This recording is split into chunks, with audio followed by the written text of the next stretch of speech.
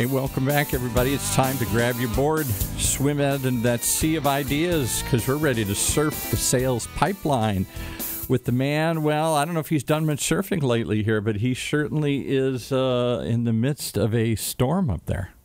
I'm surfing a sea of smoke. I think right that's now, what it is. Yeah, Paul. It's bad. It's not as bad as Portland. Like, I look at our numbers, the whole like air quality index number thing is fairly new to me. Whereas like a month ago I didn't know it existed. Now I've got an app I look at multiple times a day. Yeah. And so it looks like San Francisco, where my family still is, like they were bad. We saw all the orange pictures last week from San Francisco. Now they're in a little better shape because they sent all their wind and smoke to us. And so like our numbers are right around 200. Yeah, our numbers are right around 200, which is unhealthy. I saw in Portland this morning they're at like 450, and that just sounds real bad. Wow, that's like stay inside bad. That's like don't go outside bad.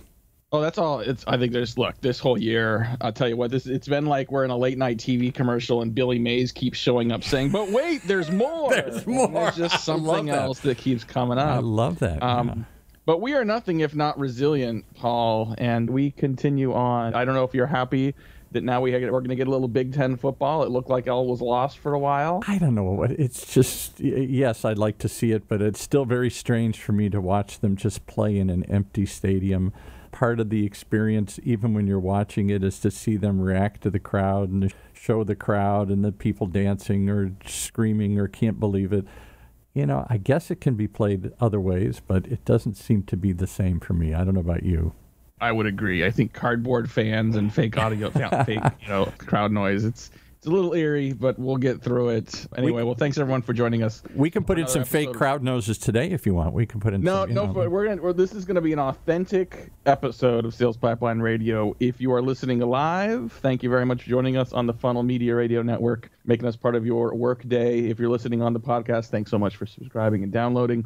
You can find us anywhere fine podcasts are available, and all episodes of Sales Pipeline Radio, past, present, future, always available up at salespipelineradio.com. We are featuring each week some of the best and brightest minds in B2B sales and marketing today.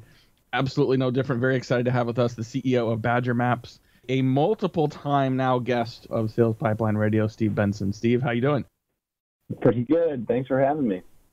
Well, thanks for joining. I'm excited to have you on. And I mean, this has been a busy year for you, not only navigating your business through this, but I know you continue to have, your podcast, Outside Sales Talk. You created a Sales Hall of Fame earlier this year. So lots to talk about. And I think, for the first time in maybe 10, 11 plus years, in addition to, a pandemic, we've got, rough economic times. And so you're in the heart of this, helping people think about how to sell in recessionary times. What are some of the things you've learned this year? Well, I think we've all learned a lot this year. I think tenacity and keeping going and making things happen are key things that I've tried to focus on myself. I think there are a ton of new challenges that sales leaders are facing in the bad economy here, in the down economy. And I think that's kind of been a major area that I've been focusing on, in addition to running Badger Maps, is focusing on helping people get through those times and figure out what actions they need to take to overcome the challenges they've got, and how to figure out how to coach their teams in these times, how to reduce costs if they have to, how to work on their messaging for these new times, things like that. Well, and I think how much of that has been something you've been doing within your own organization as well. I think we've all been faced with headwinds this year in terms of shifting demand, shifting way people sell, opportunity and challenges. So how, some of the advice that you have that you're giving to the outside world, how much of that have you had to apply to your own business as well? And sort of how's that sort of drinking your own champagne there? What's that been like this year? Drinking champagne or eating my own dog food. I'm not sure which one it is, but a lot of the ideas that I've been bringing out to people on this topic have been things that I've implemented.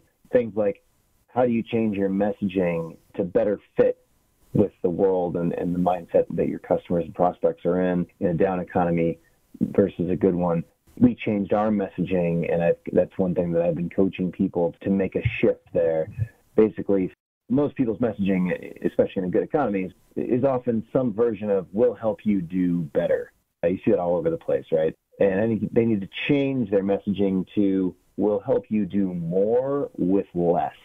And then you need to go about showing your prospects exactly how much in terms of dollars, you'll be able to help them do more with less. It could be less money, manpower, resources, whatever. But so, and we went through this exercise ourselves. So it's a good example that when times are good, the sales team and the marketing team at Badger, their message is, hey, we'll help you sell 20% more with your field sales team. And we shifted that messaging to, with Badger Maps, your outside sales team can generate the same revenue even though your team is 20% smaller. There's a huge difference between these two things, even though it's basically saying the same thing. We're going to help you do better, but one of these messages resonates way more with prospects in a down economy than the other. Yeah, we've certainly noticed across with our own sales process as well as with a lot of clients that, people are still buying from many industries. They're still moving forward and trying to be careful about how they move forward. But your ability to narrow in on a more precise, a narrower set of objectives that the prospect is pursuing, your ability to communicate some shorter time to value, even if you have a longer term value proposition, to be able to communicate how your solution, your product, whatever it is going to help someone in the short term becomes even more important. I've even heard people use the term compassionate urgency, right? To sort of, respect the moment that we're all in with kids doing school at home and people still losing their jobs, but sort of still taking control of the selling opportunity and taking control of the prospect's outcomes. Where do you think that balance is still today? I mean, there was a period back in March where we're like, well, it's ethical to be selling right now, given that everything's falling down. We're well past that period, but what's the right balance between pushing for your sales number and still having some empathy for your customer? Well, yeah, I mean, I think empathy is probably one of the key words of the day here, right? But, and everyone's talking about empathy right now, but I think that we do need to move on and put our heads down and grind things out and make things happen with our customers and be willing to sell. I mean, a lot of times when you're selling, the reason you're selling something is because you have something of value that's going to help their business do better. And whether it's going to help them save money or make more money, there's a reason you have a product or service. And your message wouldn't resonate with them in the first place if it wasn't going to improve them. And everybody needs to improve right now. We all have to sharpen our swords, work harder, work smarter, make improvements where we can. We're not all doctors and researchers out there, right, that are going to make the world better from a disease perspective. The world's got to eat and function. And our job is to make the world function and make the economy run. I think you do have to feel good about getting out there and selling right now, because if you're marketing or you're selling, you're bringing that value that you have to the world. Talking today on Sales Pipeline Radio with Stephen Benson. He's the CEO of Badger Maps. And I know that these top concepts of sort of helping sales leaders sort of navigate through difficult markets, difficult times, economic and otherwise. You've put together a course for sales management on this. Can you talk a little bit about that course, who it's for, and where people can learn more about it? So I originally had a course just on how to be a sales manager. And I've done a bunch of videos and trainings. One of the more professional ones became a LinkedIn course, more professional because they have a really professional team that that put it together for me. But so I just had to show up and talk. But so LinkedIn bought this learning course, Linda. I've got a course on sales management on there. If you go to the Badger Maps YouTube channel, there's a bunch of stuff there. And then on the podcast, of course, Outside Sales Talk. But I shifted a lot of that messaging and a lot of, I did a bunch of research and gave a bunch of thought to, okay, so how can you be a sales leader in a time of crisis? What are the new challenges that you're facing? What areas do you need to coach? How do you best coach? How do you change your messaging with your customers? What can you do to go after new customers? If you have to reduce costs, if you're told by your CEO or CFO, hey, we've got to cut costs on your team as a VP of sales or a VP of marketing, what's the best way to approach that problem? So I've been speaking a lot on this, and there's a bunch of resources available. One of the easier ways to get access to all of it is just on the podcast. I've done a couple of episodes that really directly address this stuff. But that's been something I've been spending a lot of time on. Yeah, I love that. And we'll definitely put links to your podcast and that some of those new classes up on the notes for this episode of Sales Pipeline Radio as well. I think, look, even companies that are facing tighter resources, it doesn't mean necessarily that you can't go out and sell, you can't do business. And, Stephen, I think that there's sometimes the fact that you have tighter resources. Strategy is about choosing. So your ability to go and sort of say, okay, I've got fewer things I can spend money on. I've got fewer dollars to go and commit. Is that helping companies be smarter and ultimately better at sales and marketing right now? Well, yeah. I think people are needing to get smarter and needing to approach their problems in a different way. And you see people making changes to the way they're doing things.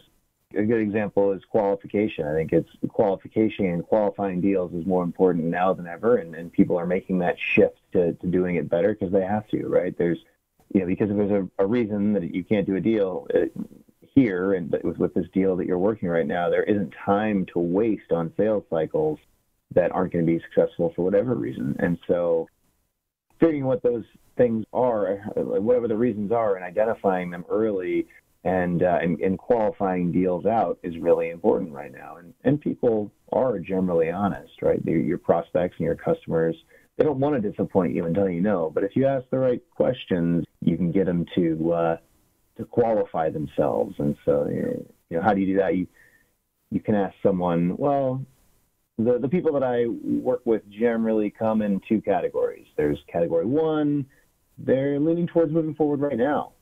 And category two, they're leaning towards being worried about making changes in these times, or they've got something that keeps them from making a change in these times. Which category are you in? That will often get you the answer that you need from someone and allow you to know if they're going to be able to move forward and do business with you right now. Love it. Well, we got to take a quick break, pay some bills. We'll be back with more with proud Wisconsin Badger Paul, Stephen Benson, CEO of Badger Maps. I literally just made that kind of context. We'll have to see, is that why the company's called Badger Maps? We'll be back on Sales Pipeline Radio.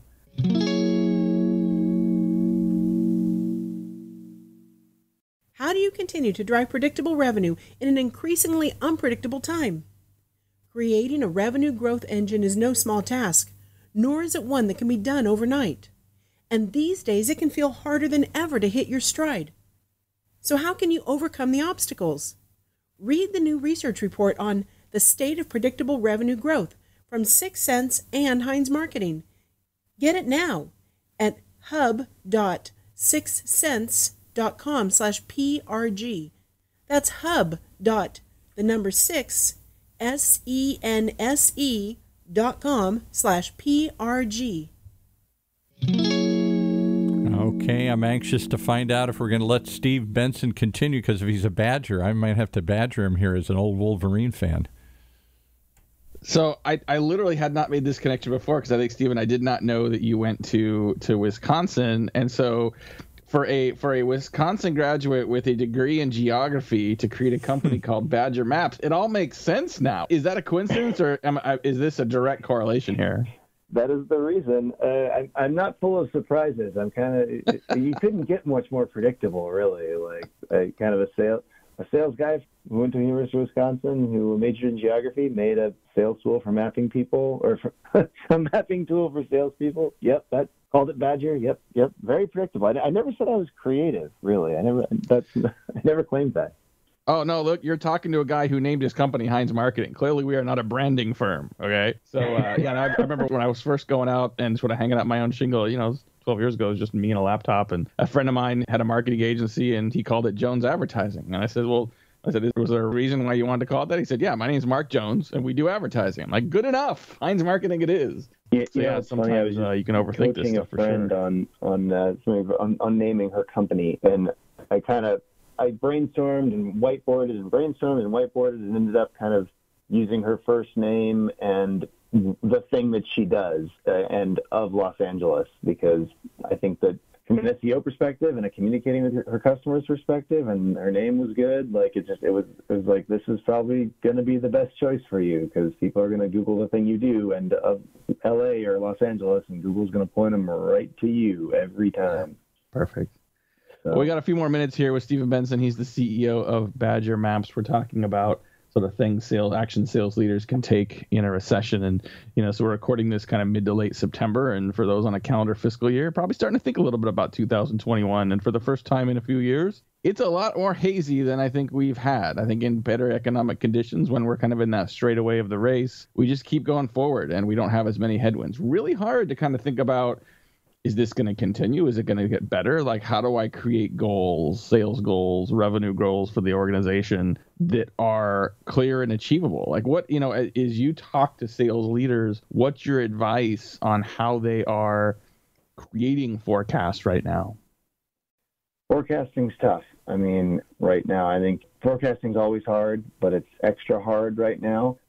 Sales is the lifeblood of an organization. From revenue is where all the money that pays for all the things comes from. And you do need to be as accurate as you can. But this is not precedented. I mean, VPs of sales should not be being fired right now for being off on their estimates, in my opinion, because it's really hard. I guess more importantly on KPIs, I wouldn't just be focused on lagging KPIs like current revenue.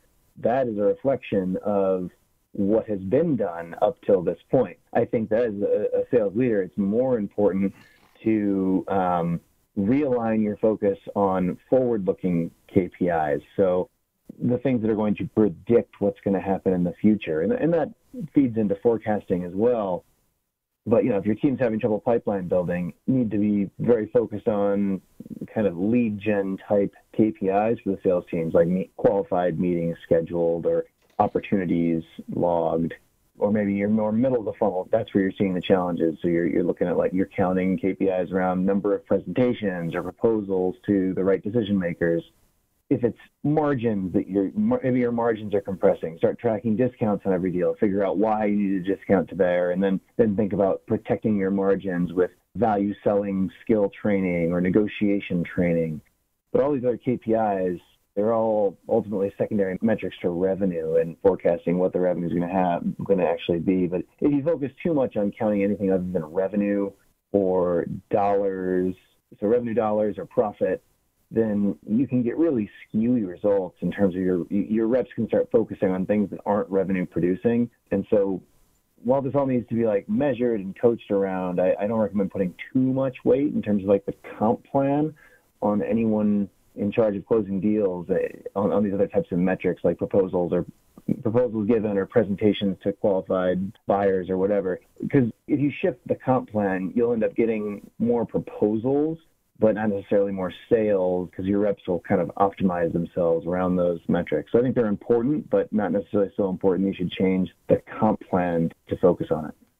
Well, I think that's really good advice. And I think it's highly likely that no matter what plan you put in place, we don't know what's going to happen in our markets. We don't know what's going to happen in terms of a second wave here in the U.S. and how that's going to impact everyone from your buyers and whether they're willing to spend money. I mean, I've seen plenty of companies that are sort of full steam ahead, but are hedging their bets from a cash standpoint to make sure if they need to go into cash conservation mode again, that they can do that. We're talking about things sales leaders can do in a recession and in tough economic times. And a leader wears a lot of hats. And I want to talk about the coaching hat for a minute, because I think a lot of sales leaders and sales managers, unfortunately, probably spend more time managing than they do coaching. And coaching has gotten a lot more difficult and a lot more complex right now. You've got sales reps that if they were in the field, they're no longer doing that right now. So their emotions have changed. Their rhythm has changed. We're all worried about our families and, our friends and those we love and trying to make sure that they're safe and we're staying safe, while we're trying to hit a number that's harder to hit than it's been in a while. So as a sales coach, how do you sort of balance a drive for results with having some empathy and grace with your team as well? Yeah, I mean, empathy is the word of the year for 2020, right? I think you do have to approach your team in an empathetic way. You need to communicate clearly with them and transparently, but at the same time, coaching and up-leveling your team's skills is more important in economic times that are difficult than any other time. Really, any time of change, you've got to retool the team. You've got to help them develop new skills. And in this economy, we're certainly looking at an adjustment phase in most organizations. And I think that's a time when I kind of think all sales leaders and managers, frontline or up the chain, should be spending about 50% of their time coaching their team. And this is a great time to ask yourself, as a sales leader, am I doing that? Is half my time being spent up-leveling my team and coaching them? And coaching is a broad word, right? Could be pre-call strategizing, could be post-call debriefing, joint calls or ride-alongs or opportunity-specific coaching. It could be any of these things. Anything that makes your rep better counts towards that 50% coaching rule of thumb. In terms of what needs to be coached, I guess that depends by team and industry, but I think it's more important now than ever before. Negotiation comes to mind as a no-brainer thing. Everyone needs to learn how to defend their margins and sell the value of their product right now more than ever. I mean, in a tough economy, that's good negotiation training will have a great ROI right now for a sales team.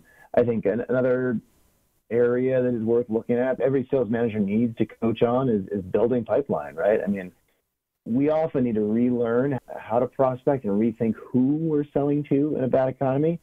The best buyers for our product or service have often and likely shifted a little bit or sometimes a ton, right? The good news is I think people are picking up the phone and people are engaging with vendors in a way that we haven't seen in decades for a lot of reasons. I mean, they have time to evaluate new vendors. They're motivated to find new vendors because they have very visceral problems they need to be solved right now. Mm-hmm. So, yeah, I think coaching and approaching this with empathy and pipeline building and rethinking with your team how you're attacking the market is a great use of a sales leader's time right now. Yeah, I agree. Well, we just got a couple more minutes here. Our guest today, Stephen Benson. Definitely check him out, badgermapping.com. Really great technology, and these guys are continuing to do some great stuff, not only with the tools that they offer, but also with your podcast and the content that you create. So thank you for that. Quick last question before we have to wrap up. Definitely not the year that we all expected to have. A lot of our habits and plans have changed. What's one thing you miss from the beginning of the year that you're looking forward to getting back to? And what's one thing you do not miss that because you haven't, had to experience or do it this year that you're not looking forward to making part of your new normal moving forward? Well, I guess I don't miss commuting. If there's one silver lining to 2020, it's that we're commuting a lot less. I miss a lot of things in life, but from a business perspective, I think what I really miss is the ability to get people around the table to attack a problem and make a decision. I think that something I miss is just the ability, like outside sales, like meeting people in person and so I guess it's both. It's getting internal people around a table to make a decision and move things forward, and being able to sit down externally with people like, prospects, customers, and hammer things out and get things worked out. Being remote creates more cycles in terms of getting things done internally at a company, but from a sales perspective, it lengthens sales cycles. It makes it harder to build deep relationships. It makes it harder to maintain relationships. The connections you have over the phone or over Zoom or whatever, they're just clunky and awkward. And I will not miss going back to in-person meetings where you really have the opportunity to understand the other person sitting across the table from you. If it's a customer, understand their problems and just have those social interactions that I think it's so important for humans to be able to tap into in order to create real, lasting relationships, and not to mention, like, from a sales perspective, and there's so many things, like they're reading the room for objections and gauging how your customer really feels in person. You just can't do that over the phone, right? And you can't. Yeah, and I think we got to run here, but I think whenever we ask that question, the answer comes back to some version of, I miss people. I love my family, and I'm glad we're staying safe, but whether it's, going for a walk, going to the bar, going out to a restaurant, getting to back out and sort of seeing people in person in a business environment, we'll get there eventually. But I know we got to run right now. Thank you so much to our guest, Stephen Benson, CEO of Badger Maps. You can check them out at badgermapping.com. We got some great guests coming up over the next couple of weeks, but for today, we're out of time. For my great producer, Paul, this is Matt Hines, and this has been Sales Pipeline Radio.